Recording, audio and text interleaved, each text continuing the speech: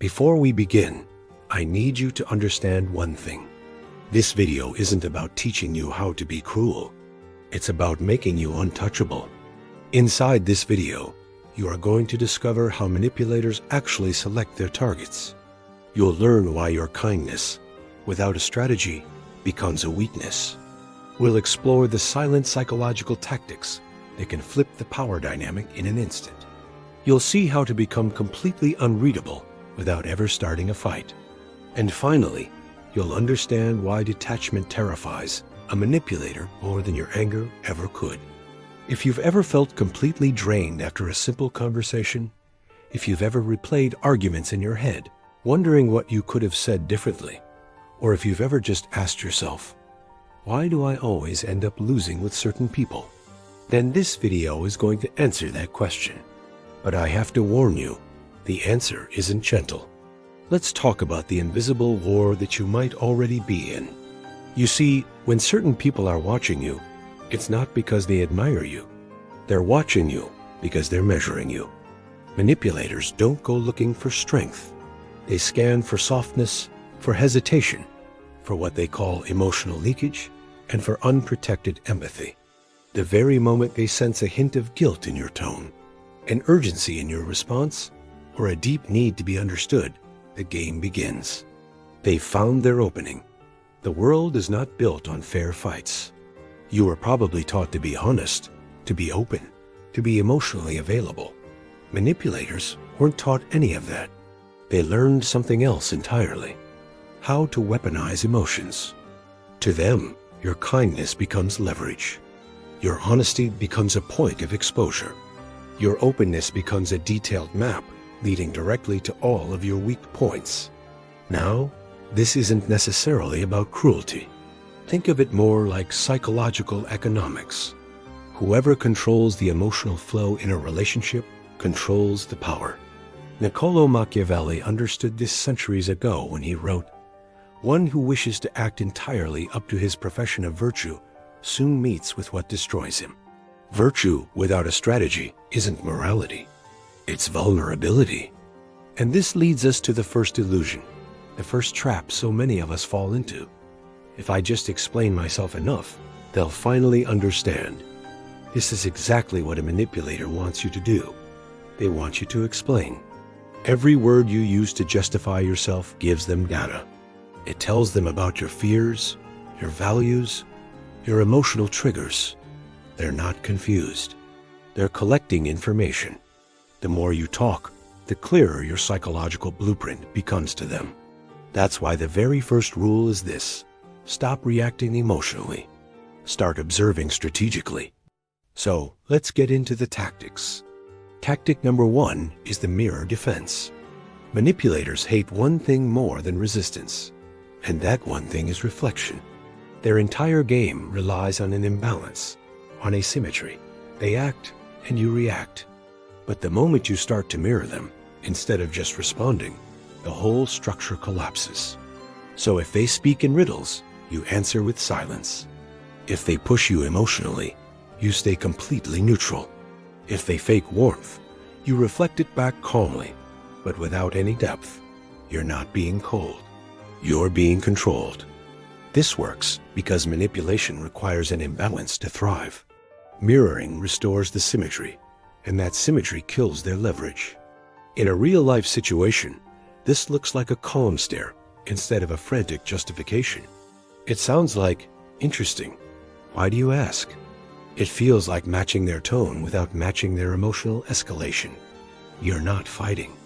You're simply showing them their own mask. And most people can't stand looking at it for very long. This brings us to tactic number 2, the emotional vacuum. Here is a truth that very few people are willing to accept. Manipulators don't feed on your words. They feed on your reaction. They will test you with little things: passive-aggressive humor, subtle disrespect, or fake praise that has a little drop of poison inside. The second you flinch, the second you get defensive or over-explain yourself, they've won. So you learn to remove the emotion entirely. This isn't about becoming numb. It's about discipline. Your silence becomes pressure. Your neutrality becomes a thick fog they can't see through. When you stop giving them a reaction, the manipulator loses their orientation. They don't know which way is up. Because to them, your emotion is data. And you never, ever give data to the enemy. You practice public stillness while maintaining private awareness. This is the exact moment where power begins to shift. Next is tactic number 3, strategic delay. Manipulators thrive on a sense of urgency. You'll hear things like, "I need an answer right now," or "You have to decide quickly," or "I need this done immediately." They use speed because speed kills critical thinking. So you must learn to slow down time. You deliberately delay your responses. You take long, meaningful pauses in conversation. You let the silence do the heavy lifting for you. This creates an intense psychological discomfort for them. They'll start to get anxious. They might double text you. They might suddenly soften their tone. They might expose their own desperation. You see, delay is not weakness. Delay is authority. A master strategist doesn't react impulsively. They wait, they observe, and then they strike with precision. On to tactic number 4, reward reversal. Manipulators operate with 2 main currencies, praise and guilt. Both of these are hooks designed to pull you in. Instead of trying to resist them, you're going to reverse the flow. You're simply going to remove the reward. So, when they give you excessive, over-the-top flattery, you respond with cool indifference. When they try to frame something to make you feel guilty, you calmly state, "Not this time," and then you offer no explanation. Why does this work so well? Manipulators are often addicted to getting validation and controlling the emotional state of others. When you become the source of approval, and you then restrict that approval, it destabilizes them. You're no longer the one chasing their attention. You have become the frame through which they see the interaction. Now for tactic number 5. Ambiguity is armor. Clarity makes you predictable, and predictability makes you vulnerable. Ambiguity, on the other hand, makes you dangerous in their eyes. Manipulators are constantly probing you with innocent-sounding questions. So, what are you thinking about? Where do you really stand on this? What's your plan for the future? They're not just curious, they are mapping your mind. So, you respond with controlled vagueness. Simple phrases like, "I'm still deciding," or "It depends on a few things," or "I'm still processing that." Keep your answers short, calm, and closed. You do not owe anyone access to your inner world. Remember this. When you speak less, other people tend to reveal more about themselves. You become like fog impossible to grasp, not a battlefield they can conquer. This leads us to the pinnacle. Tactic number 6, the exit threat, without saying a single word. This is where your power truly peaks. The manipulator's core assumption is that you will not leave. They assume you're too attached, that you'll endure whatever they throw at you. So your most powerful move is to become truly detached. Not in a dramatic, loud way, but in a quiet, ready way. You start controlling your time, your availability, your emotional investment. In silence, you start building other options for yourself, other friends, other hobbies, other paths.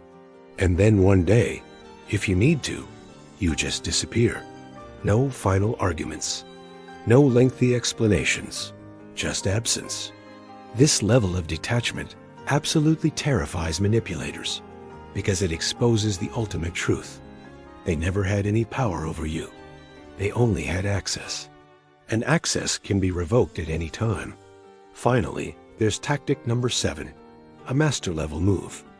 Playing dumb. Sometimes, the strongest move you can make is to pretend you don't see the trap. You recognize their game.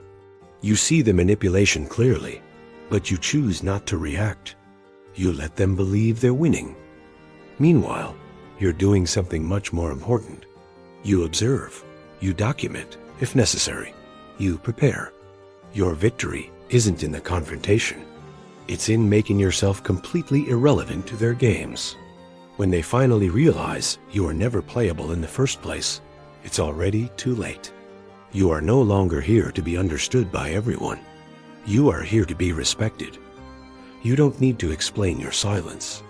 You don't have to justify creating distance. And you will not react on command. True power doesn't chase. It chooses. By applying these strategies, you've stopped feeding the emotional predators. You become unreadable. You become untouchable. And to a manipulator, that is the ultimate defeat. Thanks for watching. If this resonated with you, consider subscribing for more content on building mental strength. See you in the next one.